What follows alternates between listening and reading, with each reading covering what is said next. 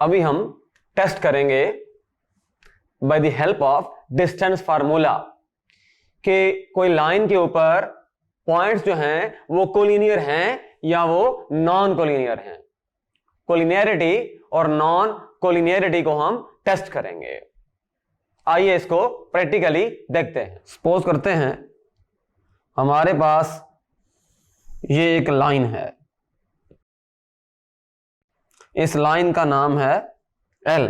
हमारे पास कोई से 3 पॉइंट्स हैं, एक P पॉइंट हो गया, एक Q पॉइंट हो गया और एक R पॉइंट हो गया।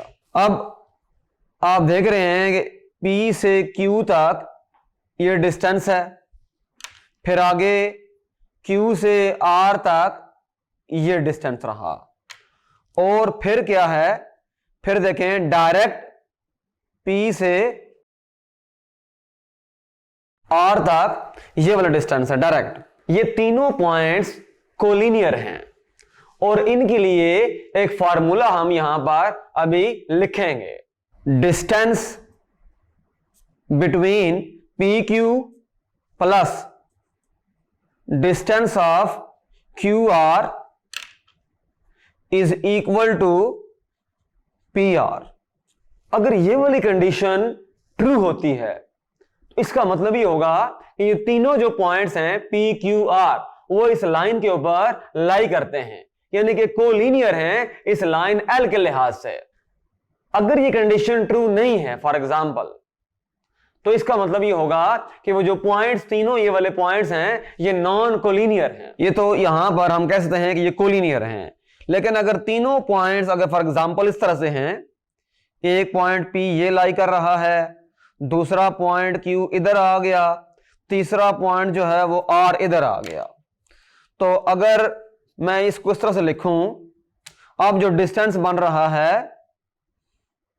P और Q में, और यहां पर देखें जरा, ये हो गया हमारे पास, और ये हमारे पास डिस्टेंस बिटवीन PR है। अब कंडीशन जो बनेगी वो ये है कि PQ plus QR is not equal to PR distance. Second वाले केस में हमें बड़ी आसानी के साथ ये पता चल रहा है कि तीनों पॉइंट्स हैं PQR ये एक लाइन के ऊपर लाई नहीं कर रहे, बल्कि ये नॉन कोलिनियर हैं। ये कंडीशन हमने माइंड में रखनी है।